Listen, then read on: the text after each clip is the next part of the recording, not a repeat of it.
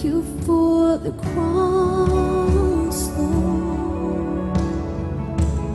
Thank you for the price you paid, bearing all my sin and shame. In love you came and gave amazing. We've been dreaming about this time for nearly 12 years now, and I can remember the first time walking through this property.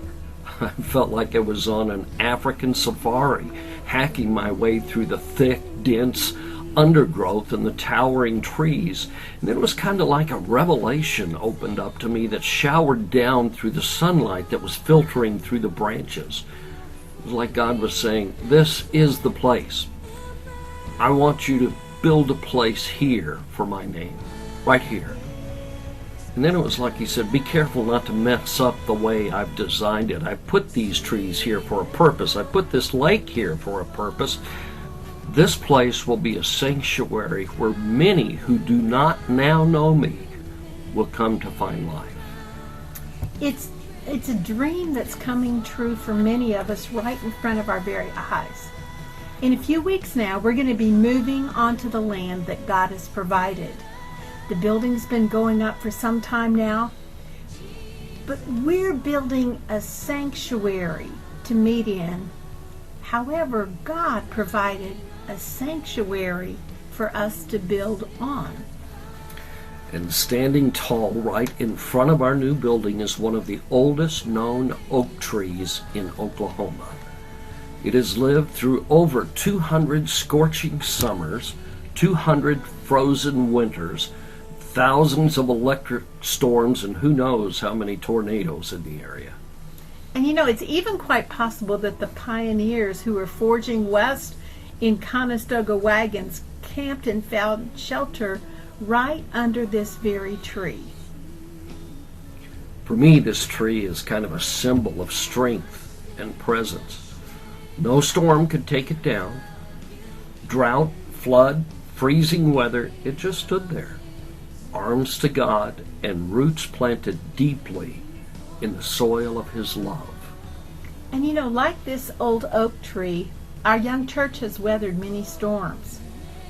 There was the city. They didn't really want us to build here. There was an out-of-state company that wanted this land, but they were going to chop all the trees down. We've been in the worst economic recession since the Great Depression. Through all that, we still have presence here. We are still here, arms to God, roots planted deep into the soil of His love. Now, we're not naive enough to think that just because our building is nearly built, that the challenges are nearly over. We started this building before the recession started. The economy around us has declined substantially. Many of our members have found themselves without a job.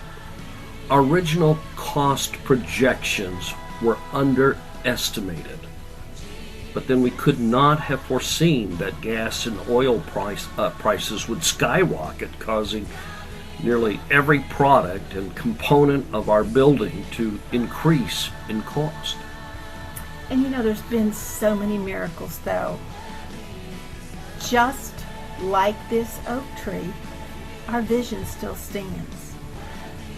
We continue to reach our arms out to this community.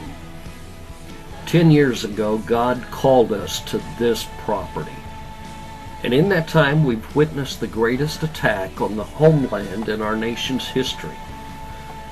We've witnessed 2 major wars and several not-so-minor skirmishes, and the virtual economic collapse of our economy. But the vision remains. God has been faithful. He's brought us through in some triumphant ways. And in the coming days, you're going to hear more about this vision. You'll hear about the bold dream that God has put in our hearts to press headlong into the future that God is calling us to. The overarching dream is called legacy.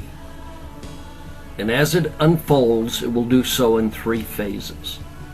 By the end of this decade, we would like to not only pay off the overruns from our original budget, but we dare to dream that this building would be paid for entirely.